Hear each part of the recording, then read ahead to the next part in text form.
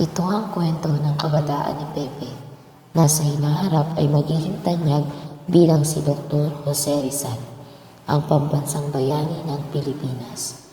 Sa munting bayan ng Calamba, Laguna, nagsimula ang kanyang mahalagang paglalakbay tungo sa pagiging isang bayaning magbibigay kahulugan sa kasarinlan ng bansa. Si Rizal ay ang ikapitong anak sa isang pamilya ng 11 anak. Parehong may pinag-aralan ng kanyang mga magulang at kabilang sa mga kilalang pamilya. Noong gabi ng Hunyo 11, 1861 taon, ipinanganak ang isang batang lalaki na nagngangalang Jose Protasio Rizal Mercado y Alonso Reynoldea. Dora, malapit na lumabas ang bata. Hindi ko po kakayanin. Dora, kaya mo yan. Andito lang ako sa sabi mo. Ah! Isang sanggol na lalaki ang bata. Dora, ito ang ating anak.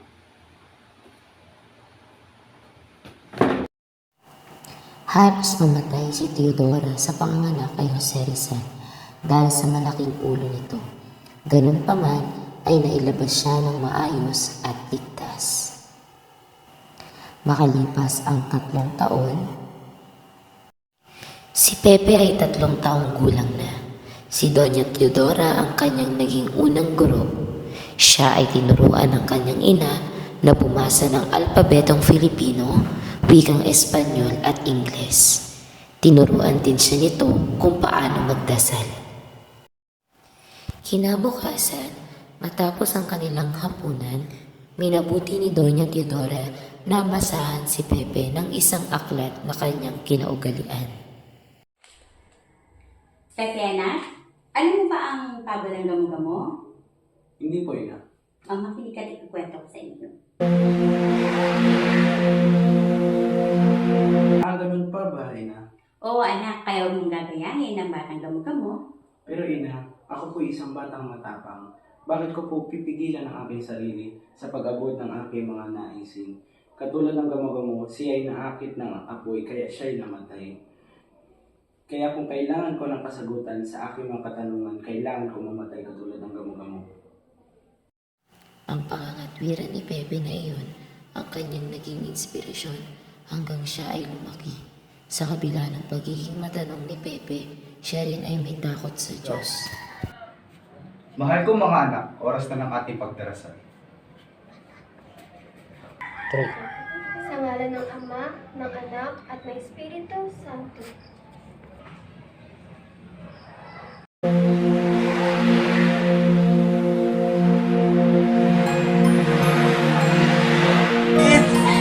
Bakit? Bakit pa siya? Anak, natin ang gagawa. Tanggapin natin ang nangyari. Tahan na, anak. Tahan na, anak.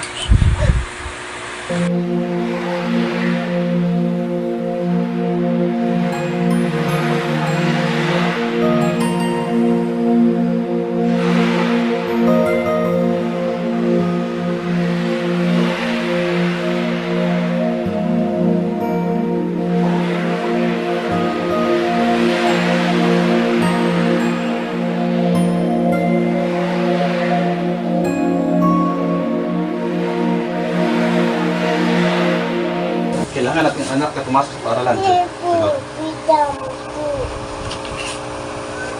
Hindi maaaring nagtulong siya sa bahay. Hayaan na natin siya. At sa ganyan ay masasanay siya at nabak sa kanyang katawan. O yun na yung desisyon. Kasi ano, halika nga rito. Bakit po, Ama? Samahan mo ang iyong kapatid sa binyan. Doon siya magtitira at mag-aaral. Sige po.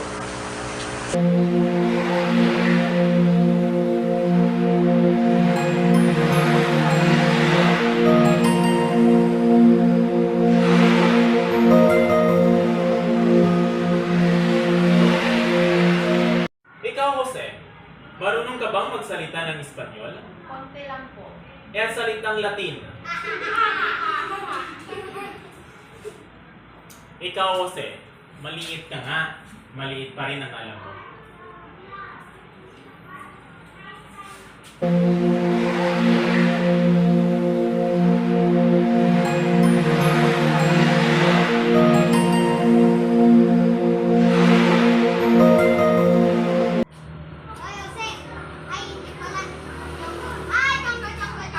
Choco, ikaw bangos, bangos, bangos, bangos.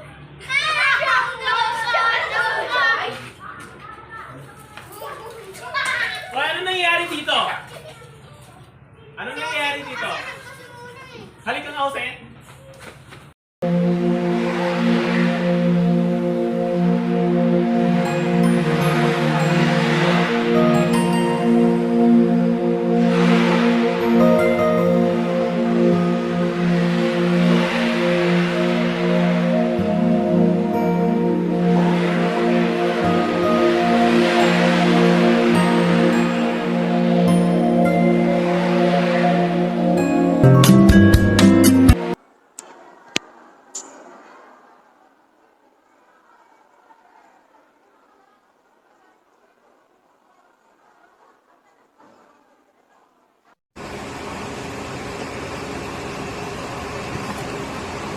Ang pinakamagaling na estudyante sa taong ito ay si Pepe sa pagpapakita ng kanyang listo sa akademiko.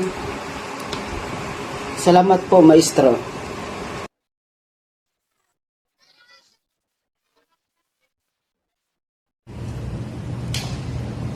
Mahal kong kapatid, may nais ako ibigay sa iyo. Ngunit bago ko ibigay sa iyo, pumunta tayo ng bahay. Oo, Manang. Subalit, bago tayo umuwi ng bahay, ay hayaan niyo muna akong pumunta ng simbahan para magpasalamat.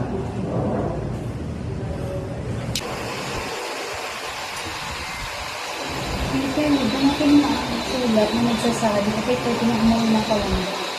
Talaga, Manang. Ito ay lubos na masaya.